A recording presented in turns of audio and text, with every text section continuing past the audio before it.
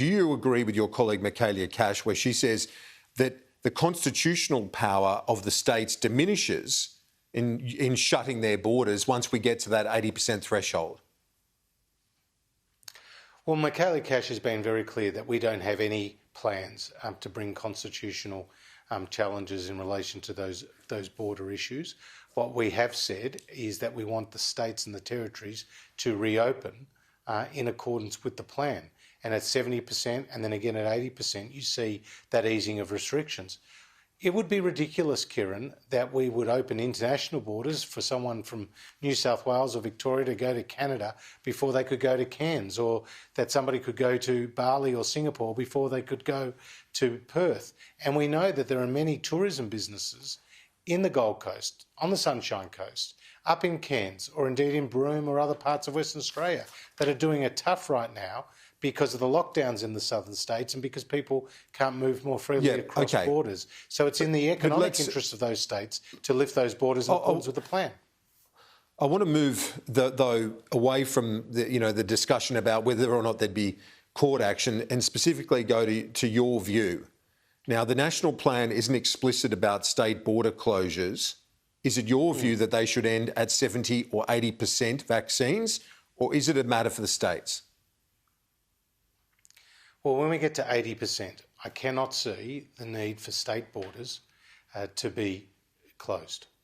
I believe that at 70 and 80% we'll see restrictions eased across the country, but when we get to 80%, those borders should be open.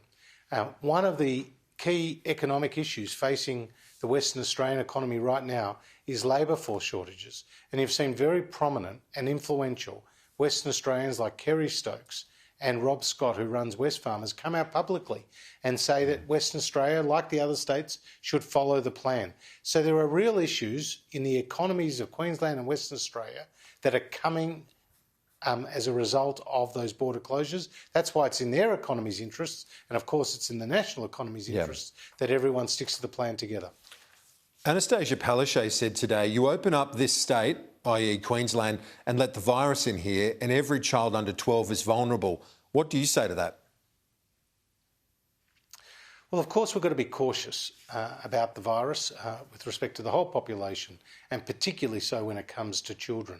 But again, the medical advice is being clear to date on this issue, that the virus is not as serious and the illnesses are certainly not as severe in children as they are in adults and other members of the population. And their advice is contained in the Doherty report. They've taken into account the situation of children in recommending a COVID-safe reopening of the economy at 70 to 80%. So we've taken into account the impact on children of the virus. And of course, we've got to have mitigation measures in place. And that's envisaged in the plan, that there will continue to be some health restrictions are in place. But Kieran, as a dad, you're a dad, we know how impactful, how serious the consequences of the so-called shadow pandemic is. And it's not just the outcomes with respect to COVID that we should be thinking about. We should also be thinking about the health outcomes with respect to mental health issues and depression and anxiety and all those and related eating disorders and all those other issues, which are now very much coming to the fore in the context of our younger people being subject to these lockdowns. I think it's a really serious issue, and that's why I say that the plan needs to be stick to, not just for the economic imperative, but for the broader health imperative as well. Yep, and that's, as you alluded to earlier in the day, Patrick McGorry calls it the shadow pandemic. Should psychiatrists be involved in these decisions now in terms of reopening, not made by just the Chief Health Officer, but have the Chief Psychiatrist with them? Well, the public health orders are decisions that are taken at a state government level, but I would assume and hope that those officials are taking into account the broad range of medical advice, including that that affects people's mental health. Because we've seen some of the numbers that have been revealed, Kieran.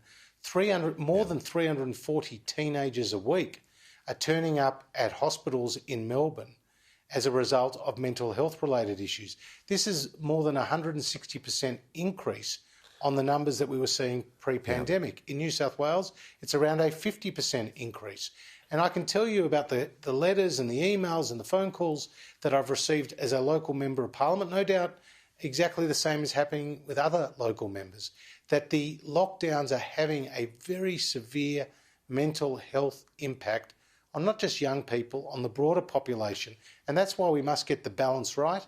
And that's why the announcement today by Premier Andrews was so welcome, because we can't eliminate the virus. We have to learn to live with it.